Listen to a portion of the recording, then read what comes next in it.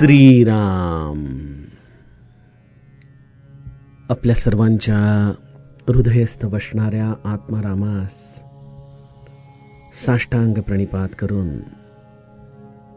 गोस्वामी तुलसीदास रचित श्री रामचरितमानस या ग्रंथातील जो सप्तम सोपान उत्तरकांड याचं आपण चिंतन करत आहोत. सज्जनो, हे आपलाच कथा चिंतन क्रमांक 1159. आपण गेल्या चिंतन प्रवाहामध्ये प्रभू रामचंद्रांच्या मुखातून भक्तीचं महत्त्व ऐकत होतो. भक्तीच्या शिवाय ज्ञानाची प्राप्ती नाही, ज्ञानाशिवाय या जन्म मृत्यूच्या असलेल्या चक्रातून जीवाची सुटका नाही. ज्ञान प्राप्तीसाठी अन्य साधनं आहेत, नाही असं नाही, परंतु त्यामध्ये खूप कष्ट आहेत. अपयश पदरामध्ये पडण्याची दाट शक्यता आहे. ते मार्ग साधण्यासाठी काही किमान अर्हता आपल्याजवळ असणं गरजेचं आहे.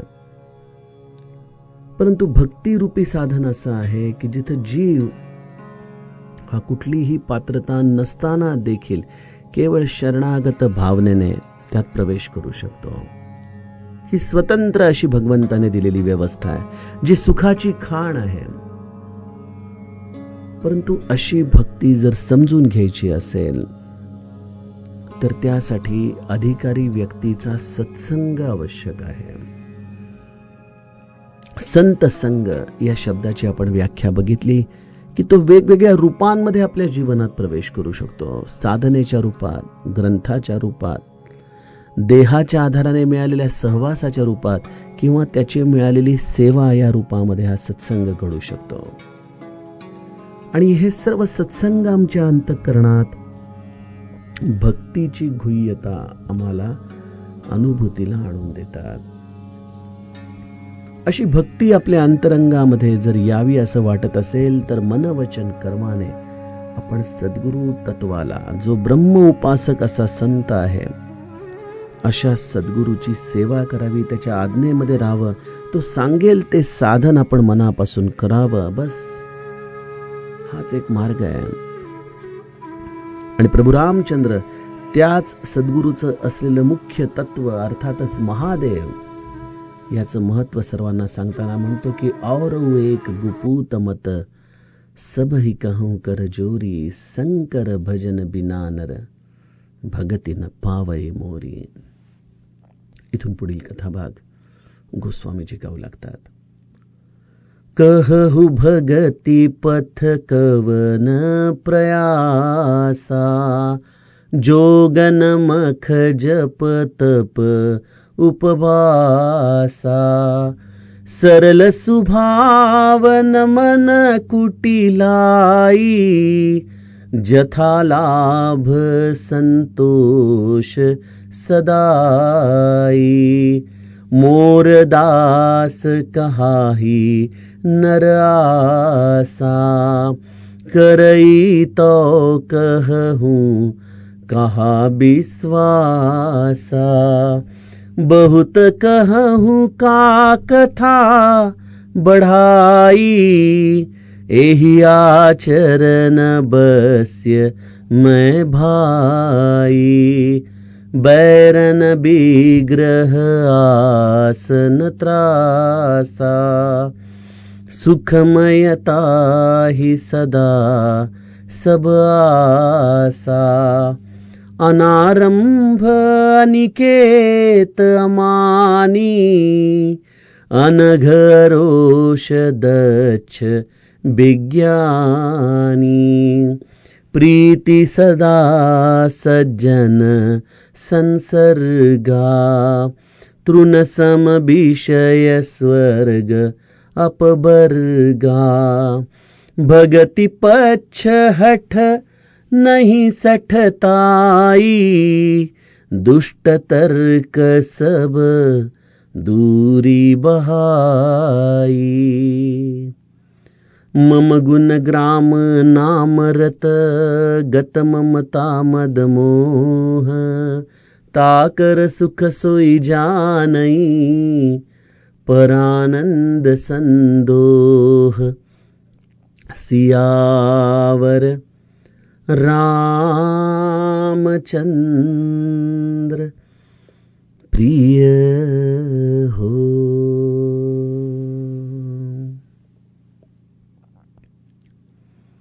प्रभू रामचंद्रांनी आपलं महादेवावरचं असलेलं प्रेम सर्वांच्या समोर व्यक्त केलेलं आहे. शंकर भजन बिना नर भगतीन पावई मोरी. शंकराचं भजन केल्याशिवाय माझ्या भक्तीची प्राप्ती होऊ शकत नाही. सज्जनो, काय आहे शंकर भजनाचा अर्थ? केवळ नित्य या लिंगरूपी असलेल्या महादेवाचं दर्शन घेणं, त्याला दूध बिल्वपत्र याचा अभिषेक करणं, त्याचं भस्म कपाळी धारण करणं, ओम नमः शिवाय या मंत्राचा नित्य उच्चार करणं, त्याला अत्यंत प्रिय असलेलं रामनाम घेणं, त्याला अत्यंत आवडणारी रामकथा ऐकणं, ही सगळी महादेवाच्या भजनाची अंग आहेत.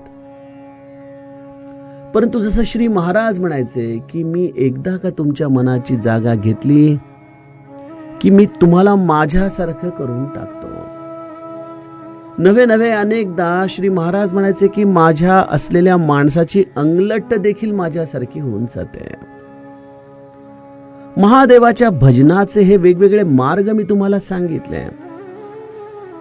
परंतु हे भजन खऱ्या अर्थाने जर पचनी पडायचं असेल तर या भजनातून एक फार मोठी क्रांती आपल्या अंतरंगात व्हायला पाहिजे की आम्ही देखील महादेवाच्या असलेल्या सद्गुणांनी आपलं जीवन परिपूर्ण करून टाकलं पाहिजे. महादेवाच्या भजनाचा हा सगळ्यात मोठा लाभ आहे. आता महादेवासारखं व्हायचं म्हणजे काय? आपण घाबरून जाल की अहो नरमुंडाची माळ परिधान करायची का गळ्यामध्ये सर्प घालायचे आणि आमच्या मस्तकातून तर निर्मळ गंगा कशी व्हायची? नेमकं महादेवासारखं व्हायचं, महादेवाचे सद्गुण घ्यायचं म्हणजे नेमकं काय करायचं? सज्जनो, भक्ती हा सगळा अंतरंगाचा प्रवास आहे. इथं बाह्यांगाला खरं महत्व नाहीच. तुमच्या अंतरंगामध्ये असलेली जडणघडण ही महादेवासारखी होणं, यामध्ये महादेवाचं भजन सामावलेलं आहे. आणि महादेवाचंच भजन का? कारण तो अवढरदानी आहे. तो तुम्हाला अत्यंत दुर्लभ असलेल्या गोष्टी थोड्याफार साधनेने देखील अत्यंत सहजतेने देऊन टाकतो. परंतु खरा चतुर तो आहे जो महादेवासारखा अंतरंगामध्ये या गुणांना धारण करून राहतो. काय आहेत महादेवाचे गुण? कशाला म्हणायची भक्ती? असं कुठलं तत्व आहे जे श्री रामाला अत्यंत प्रिय आहे, त्यासाठी तो महादेवाचं भजन आम्हाला करायला सांगतो? परवा मला सहज कोणी म्हणत होतं की जर हिंदू धर्म हा या सनातन धर्मांपैकी आहे, मग या सगळ्या उपवाटा या धर्माला का बरं प्राप्त झाल्या असतील? सज्जनो, याचं कारण असं आहे की 4-5व्या शतकाच्या नंतर हिंदू धर्मामध्ये आपल्याच लोकांनी अज्ञानवश कर्मकांडांची फार मोठ्या प्रमाणामध्ये प्रस्थापना केली आहे. खरं तर ज्या या कलियुगामध्ये भगवंताच्या भक्तीसाठी दुसरं काहीच करावं लागत नाही. समर्थ म्हणतात ना की व्रते दान उद्यापने ते धनाचे. आपण देखील अनेकांप्रमाणे या साधनेचे कष्ट का करायचे? का एवढा पैसा अडका खर्च करायचा? ही दान उद्यापन कशासाठी करायची? आणि आपण त्याला जर भक्ती मानून बसत असू तर अजूनही आपण या 4-5व्या शतकामध्ये आमच्या लोकांनी केलेल्या चुकीप्रमाणे भक्तीची व्याख्या करताना कुठं आपलं मर्म तर चुकत नाही ना, हे जाणलं पाहिजे. भक्तीसाठी भगवंताला काहीच लागत नाही. त्यामुळे समर्थ म्हणतात की दिनाचा दयाळू मनी आठवावा, प्रभाते मनी राम चिंतित जावा.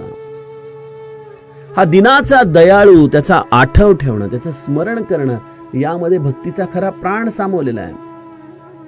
परंतु भक्ती या शब्दाच्या अंतरंगामध्ये आम्ही अनेकदा योग, यज्ञ, जप, तप, उपवास या सगळ्या गोष्टींना आणून ठेवतो.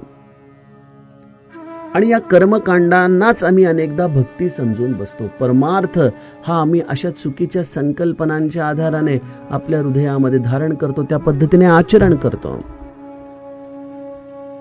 मग आपण म्हणाल की अहो, मग हे यज्ञ, जप, तप, उपवास हे संतांनी उगीचच सांगितलेत का? सज्जनो, हे सगळे देहासारखे आहेत आणि भक्तीमधला आठव हा त्याच्या प्राणासारखा आहे.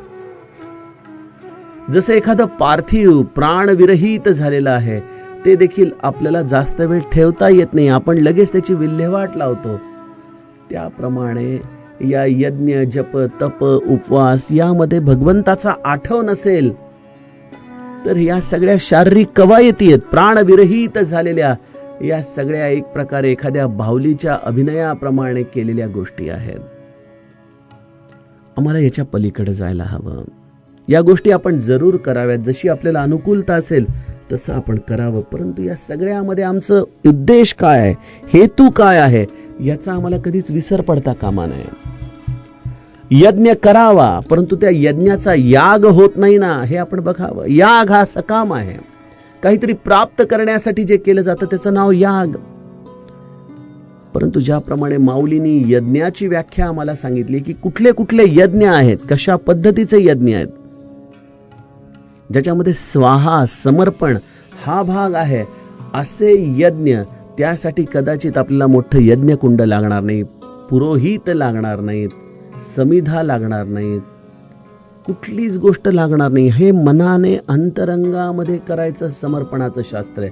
आणि जर असा समर्पणाचा यज्ञ आपण करत असाल तर कदाचित बाह्य अंगाचा यज्ञ आपल्याकडून घडेल न घडेल काही हरकत नाही. जप आणि तप आणि स्मरण यामध्ये फरक काय आहे? जप एका विशिष्ट संख्येने केला जातो, एका विशिष्ट उद्देशाने केला जातो, एखाद्या विशिष्ट देवतेच्या प्रसन्नतेसाठी केला जातो. स्मरण हे अकारण केलं जातं, प्रेमापोटी केलं जातं, कुठल्याही अपेक्षेने केलं जात नाही. जप करावा, आपण अत्यंत नेमाने जप करावा, जसा गुरुदेव रानडेंच्याकडे कट्ट्याने लोक जप करतात. जसं त्यांच्या या जपामध्ये कुठल्याही प्रकारची सकाम इच्छा नाही, त्याप्रमाणे जीवाने नित्य भगवंताचा आठव करत असताना जर आपल्या स्वतःला निष्काम रूपाने ठेवलं तर ते जपच स्मरण होऊन जातं. अन्यथा या चंबू गबाळ्यासाठी केलेली कुठलीही साधना ही प्राणविरहित आहे. तप याचा अर्थ केवळ देहाला तप्त करणं, पंचाग्नी धूम्रपानासारखी अत्यंत असुरी साधनं करत करत आपल्या देहाला त्रस्त करणं. आपण त्या कुंभमेळ्यांमध्ये जातो ना, तिथं काही काही साधू संत असे असतात की जे 25 वर्ष बसलेले नाहीत, 30 वर्ष बसलेले नाहीत, 35 वर्ष बसलेले नाहीत, सतत उभे आहेत. काही साधू संत असे आहेत की ज्यांनी नखच कापलेले नाहीत, काही साधू संत असे आहेत की ज्यांनी कधी जटाच कापलेल्या नाहीत. हे सगळं आपल्याला बघायला मिळतं. हे त्यांच्या ठीक आहे साधन पद्धतीमध्ये त्यांनी निवडलेला मार्ग हा कदाचित त्यांच्या गुरूंनी दिलेला असल्यामुळे तो योग्य देखील असेल, परंतु हा सामान्यांचा मार्ग आहे का? आणि हे तुम्ही जटा वाढवाल, अंगाला राख वासाल, वेगवेगळ्या प्रकारचे हे शरीराला त्रास देणारी तप कराल, परंतु हे सगळं करत असताना जर तुमचं लक्ष भगवंताच्या चरणांकडे नाही, त्याच्या प्रेमाकडे नाही, तर हे तप म्हणजे काय? त्यामुळे भक्तीचा प्राण सांभाळून आपण सगळं करावं. आणि आज उपवासाच्या बाबतीत तर न बोललेलंच बरं. सर्व काही मनासारख्या चमचमीत गोष्टी खायला मिळण्याचा हक्काचा दिवस म्हणजे उपवास आहे. आजच सकाळी एक छान व्हॉट्सअपवर विनोद आला होता की भारतीय कुटुंब पद्धती ही किती एकमेकांशी सलोख्याने वागते. याचं उदाहरण ते कुठलं? तर म्हणे घरामध्ये एकाला उपवास असतो आणि साबुदाण्याची खिचडी सगळेजण खातात. हाच आमचा सलोखा आहे म्हणाले. सज्जनो, या अशा उपवासांमधून आपण नेमकं काय साधतोय? कुठली भगवंताची आम्ही भक्ती या उपवासाच्या मार्गाने प्राप्त करायचा प्रयत्न करतोय? श्री महाराज म्हणायचे, उपवास करण्यापेक्षा उपवास घडण्यामध्ये जी मजा आहे ती खरी भगवंताची भक्ती आहे. कारण उपवास करताना मग सकाळी उठल्यापासून नारे शेंगदाणे भाजले का, साबुदाणा भिजत टाकला का, वरई शिजायला टाकली का, दूध, ताक, फळावळ, ड्रायफ्रुट्स याची रेलचेल असते. आणि या उलट श्री महाराजांचा उपवास घडायचा तो असा की भजनामध्ये श्री महाराज असे रंगून जायचे की कित्येकदा जेवणाची शुद्ध देखील राहायची नाही. असा मनाने घडलेला उपवास हा भगवंताला अत्यंत प्रिय आहे. या उलट जर आपण ओढा ताण करून देहाला त्रस्त करून करत असलेले उपवास आणि जर आपल्याला त्यात असं वाटत असेल की आपण भक्ती करतोय तर आम्ही कुठल्या तरी गैरसमजामध्ये आहे सज्जनो. मग भक्ती करायची म्हणजे नेमकं काय करायचं, या महादेवाचं भजन कसं करायचं.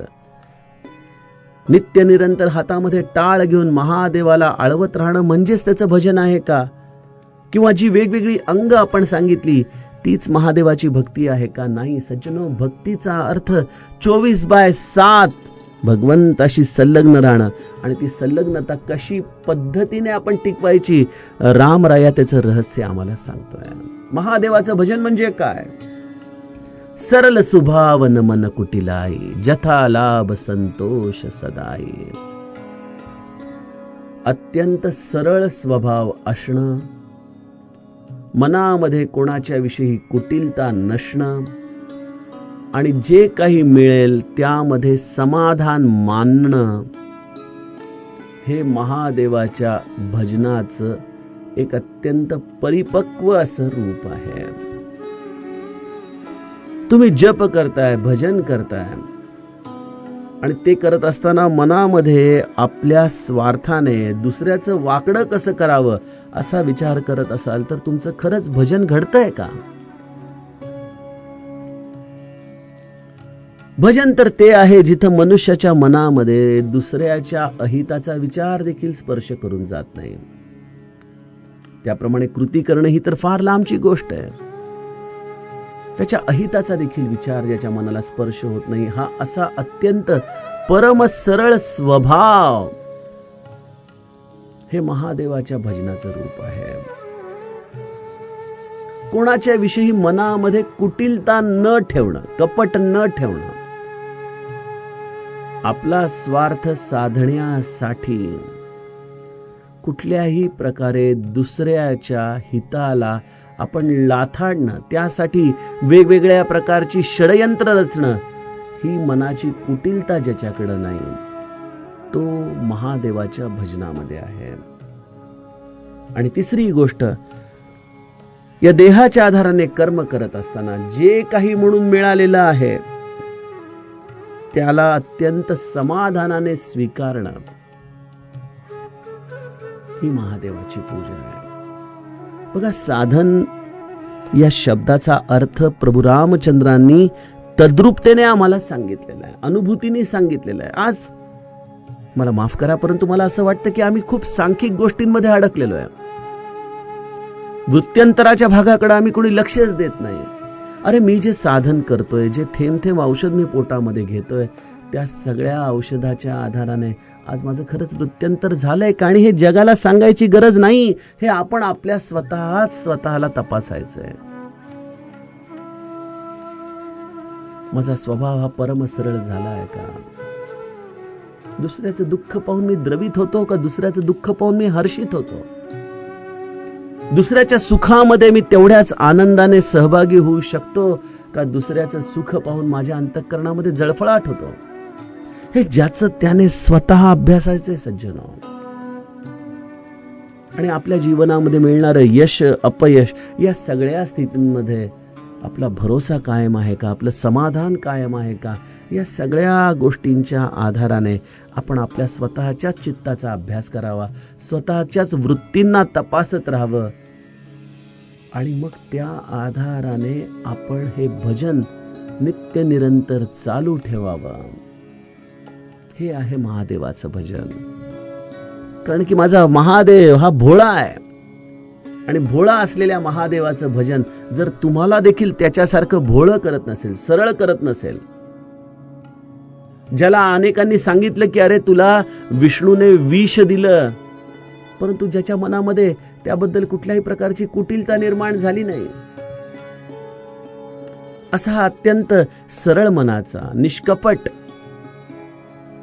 जो पाताळातल्या असुरांना देखील समत्वाने वागवतोय, त्यांच्याशी देखील सख्य करतो, असा हा नित्य समाधानामध्ये राहणारा, हा हलाहलाला प्राशन करताना देखील असंतोषाला कधीच आपल्या हृदयामध्ये प्रवेश न देणारा असा हा महादेव, त्याच्या सारखा आपला स्वभाव होणं हे त्याचं खरं भजन आहे. दुसरा टप्पा, मोर दास कहा ही नर आसा, करई तो कहूं कहा विश्वासा. एका ठिकाणी माझा दास म्हणून घ्यायचं, मी रामाचा दास आहे, मला रामाशिवाय दुसरं कोणी नाही हे शब्दाने सांगायचं. आणि त्याच वेळेला एखाद्या प्रसंगामध्ये रामाकडे पाहण्याच्या ऐवजी या जगात असलेल्या अपूर्ण लोकांच्या आधारासाठी धडपड करत राहायची. काय ही कुठली भक्ती आहे? हे रामाचं कुठलं दास्यत्व आहे? प्रभू रामचंद्र म्हणतात की माझ्यावरील अशी आस्था अत्यंत निर्बल असणं आणि अशा निर्बल आस्थेच्या आधाराने आपण भगवंताचे स्वतःला दास समजणं हे भक्तीचा मार्ग नाही.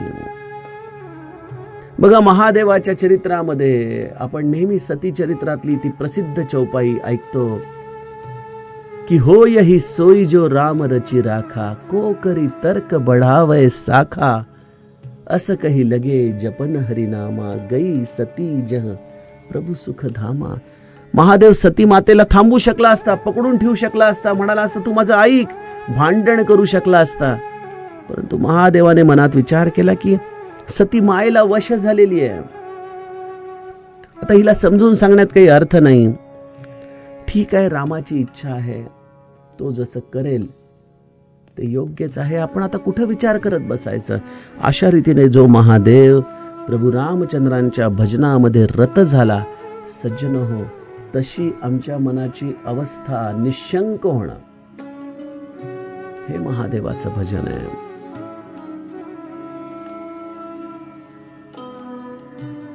प्रभू रामचंद्र म्हणतात, जो असा पूर्णपणे माझ्यावरतीच अवलंबून आहे असा माझा दास हा मला अत्यंत प्रिय आहे. त्याच्या या विश्वासावरतीच मी त्याच्या आचरणाने वश होऊन जातो.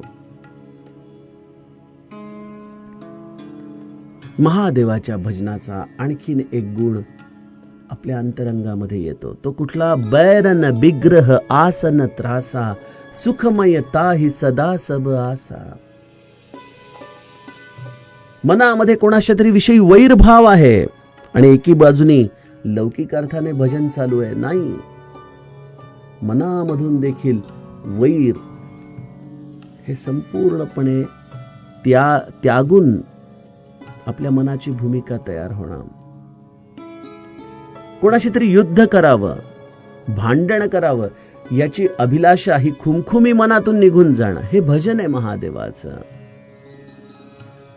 कुठल्याही प्रकारच्या अपेक्षेने भगवंताचं भजन आपण न करता, तो जे काही देतो आहे ते योग्य आहे या भावनेने, कुठल्याही प्रकारची आशा न ठेवता आणि कुठल्याही प्रकारचं भय न ठेवता आपलं आचरण करत राहणं हे भजन आहे. जो कुठल्याही प्रकारच्या या लौकिक जगातल्या असलेल्या अज्ञानामुळे अंधश्रद्धा आपल्या मनामध्ये पाळत नाही, कुठल्या दिशा उपदिशा या त्याच्यासाठी सौख्यकारी राहत नाहीत, तो जे काही ज्या दिशेने जे कर्म करेल ते सर्व काही त्याच्यासाठी नित्य सुखदायी आहे हे महादेवाचं भजन आहे. जो कोणताही आरंभ कर्माचा करत असताना फळाची इच्छा अंतःकरणामध्ये ठेवत नाही, तो सकाम राहत नाही, अशा या निष्काम भावनेने केलेलं कर्म हे महादेवाचं भजन आहे. ज्याला स्वतःचं असं कोणतंही घर नाही, याचा अर्थ त्याला घराच्या विषयी कुठलंही ममत्व नाही. बघा, आता आपण अयोध्येला चाललेलो आहोत. श्री महाराज जेव्हा आईला घेऊन अयोध्येला निघाले तेव्हा महाराजांनी काय केलं? आपल्या समोर आपल्या घरावरती तुळशीपत्र ठेवलं आणि लोकांना म्हणाले की घ्या लुटून, तुम्हाला जे पाहिजे ते आमच्या समोर. आता महाराजांच्या आईचं ठीक आहे, संसार पूर्ण होत आला, आता वय होत आलं होतं, परंतु श्री महाराजांना स्वतःच्या मनामध्ये असं काही वाटलं नाही का की आपल्याला तर राहतं घर पाहिजे, या वस्तू पाहिजेत. परंतु श्री महाराजांनी ते आपलं घर अत्यंत सहजपणे लुटवून टाकलं, कारण या राहत्या घराच्या संबंधी अंतःकरणामध्ये कुठलंही ममत्व नाही. या विश्वाच्या दिशारूपीच भिंती ज्याच्या आहेत आणि आकाशरूपी छत्र ज्याच्याकडे आहे, तो या लौकिक घरामध्ये कसा अडकेल? अशी ही ममत्व रहित भावना आपल्या अंतःकरणात ठेवणं हे महादेवाचं भजन आहे. जो मानहीन आहे, पापहीन आहे, क्रोधहीन आहे, जो भक्ती करण्यामध्ये निपुण आहे, विज्ञानवंत आहे, असा हा खऱ्या अर्थाने महादेवाचा भजन करणारा जीव आहे. गोस्वामीजी म्हणतात, प्रीती सदा सज्जन संसर्गा, तृणसम विषय स्वर्ग अपवर्गा. ज्याला संत जनांचा संग हा नित्य प्रिय आहे. बघा, जेव्हा मनापासून एखाद्या सत्संगामध्ये जावंसं वाटू लागतं, एखाद्या संताचा सहवास हा मनापासून करावासा वाटू लागतो, समजावं आपण महादेवाच्या भजनामध्ये आहोत. जिथं प्रत्यक्ष महादेव देखील माता सतीने देह त्यागल्यानंतर काकभूषुंडी रूपी संताच्या सहवासामध्ये एक राजहंस बनून राहतो, जेणेकरून या काकभूषुंडींच्या या पक्षी योनीमध्ये चाललेला सत्संग आपल्याला ऐकता येईल. एका राजहंसाच्या भूमिकेमधून आपला विवेक जागृत ठेवून या भक्तीचा रस आपल्याला प्राशन करता येईल. अशी ही संतांच्या सत्संगामध्ये असलेली आस्थेची अवस्था महादेव घेऊन जगत असतो. ज्याच्या मनात सर्व विषय इथपर्यंत की उदाहरणार्थ स्वर्ग आणि मुक्ती देखील ज्याला या भक्तीच्या पुढे तृणसमान वाटतात, आणि जो केवळ भक्तीचं समर्थन करतो, त्याचाच आग्रह ठेवतो, तो महादेवाच्या भजनामध्ये आहे. या भक्तीच्या आधाराने कदाचित सत्कर्म घडत असतील, परंतु या सत्कर्मातून निर्माण होणाऱ्या पुण्याला देखील तो सहजतेने वाटून टाकतो. असा माझा भक्त हा खऱ्या अर्थाने महादेवाच्या भजनामध्ये आहे, असं प्रभू रामचंद्र सांगतायत. ज्याला स्वर्ग आणि मुक्ती या दोन्हीही गोष्टी भक्तीच्या पुढे तृणवत वाटतात, आणि भक्तीच्या समर्थनासाठी जो नित्य आग्रही आहे, परंतु कधीच दुसऱ्याच्या मार्गाचं खंडन करताना जो वादविवाद करणार नाही, असं मूर्खपण जो कधीच करत नाही, जो सर्व कुतर्कांचा त्याग करतो, तो महादेवाच्या भजनामध्ये आहे. सज्जनो, आजच्या काळात जेव्हा संप्रदायिकता ही शिगेला पोहोचलेली आहे, प्रत्येकाला वाटतं की आपलाच मार्ग सर्वश्रेष्ठ आहे, तिथं प्रभू रामचंद्र आपल्याला भक्ती करणाऱ्या जीवाच्या अंतःकरणाची स्थिती कशी आहे की महादेवाच्या कृपेने तो स्वतः भक्ती मार्गाचं अनुकरण करेल, आणि हे सगळं करत असताना त्याचं समर्थन देखील करेल. परंतु जर कोणी वादविवाद करू लागलं तर त्या वादविवादामध्ये पडण्याचा मूर्खपणा जो कधीच करणार नाही, जो सर्व प्रकारच्या कुतर्काचा त्याग करेल, असा भक्त हा महादेवाचा भजनानंदी आहे. आणि महादेवाचा सगळ्यात मोठा गुणधर्म काय? मम गुण ग्राम नाम रत गत ममता मदमोह. जो माझ्या गुणसमूहाच्या आणि नामाचा परायण आहे, ज्याला माझं नाम अत्यंत प्रिय आहे, ज्याला माझे गुण अत्यंत आवडतात, जो ममता मद आणि मोद रहित झालेला आहे, त्याचं सुख तोच जाणतो जो या परमानंद राशीला प्राप्त झालेला आहे. या भगवंताच्या नामाने स्वतःच्या अंतरंगामध्येच या परमानंदाचं पद प्राप्त झाल्यानंतर हे डोळे आता उघडले तरी कुठल्याही गोष्टीची अपेक्षा ठेवत नाहीत, कुठल्याही गोष्टीचं ममत्व ठेवत नाहीत, कोणाच्याही प्राप्तीमुळे मद आपल्या अंतःकरणामध्ये निर्माण होऊ देत नाहीत. असे हे मोहरहित झालेल्या या जीवाच्या अंतःकरणाची स्थिती हीच महादेवाच्या भजनाची परिपक्व अवस्था आहे. त्यामुळे सज्जनो, प्रभू रामचंद्रांनी भक्तीची व्याख्या सुलभ करताना महादेवाचा आदर्श आपल्या समोर ठेवला, जो त्याचा परम भक्त आहे. आणि प्रभू रामचंद्र या महादेवाला परमप्रिय देखील आहे. अशा या महादेवाचे हे चरित्र आपण या वेगवेगळ्या भक्तीच्या मार्गांनी अभ्यासलं सज्जनो. यातील या अयोध्यावासियांशी केलेल्या भगवंताच्या संवादाचा अंतिम टप्पा आपण उद्याच्या कथा चिंतनामध्ये बघूया. जानकी जीवन स्मरण जय जय.